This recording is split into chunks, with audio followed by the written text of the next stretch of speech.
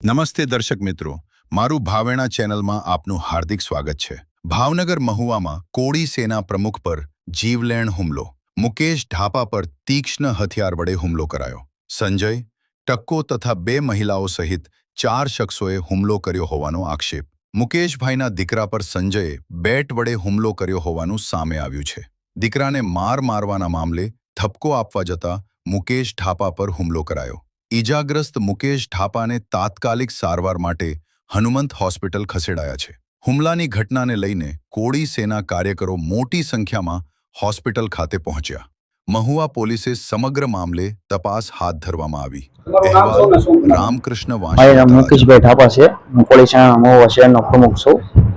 બનાવ એવો બન્યો કે મારો છોકરો છે ને બપોરે મેચ રમતો છે, બરાબર, છોકરા બધા મેચ રમતા છે, એટલે મારા છોકરાનો ફોન આવ્યો ગામમાંથી, બરાબર, કે મારા પપ્પા મને છે ને સંજય છે ને બેટ મારવા દઈ હતો। એટલે હું છે ને ગામમાંથી આવ્યો અડધી કલાકમાં। હું એને કહેવા ગયો કે ભાઈ તું શું કામ મારા છોકરાને બેટ મારવા દઈ હતો?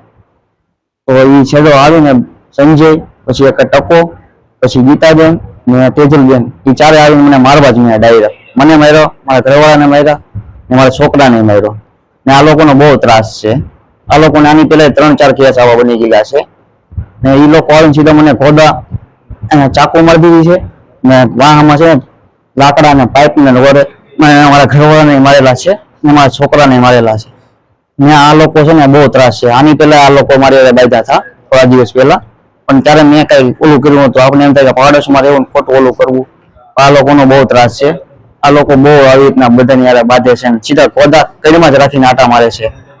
એટલે મારી એ જ રજૂઆત છે કે આ લોકોને કડકમાં કડક સજા થવી જોઈએ। હું પ્રમુખ છું કોળી સેનાનો, તો હું સુરક્ષિત નથી, તો પછી આમ જનતાનો હું આમાં વાત? આ લોકોનો બહુ ત્રાસ છે। આ લોકો આ હાથે કરીને આ લોકો બધા છે ને મારું ગોતતા હોય ને આ લોકો કઈ કામ ધંધો કરતા જ નથી, ખાલી આટા જ મારતા હોય ને છોકરીઓને ફસાવે, એની વાંહે છે ને આવી રીતના બધી ઓલું કર્યા કરે છે।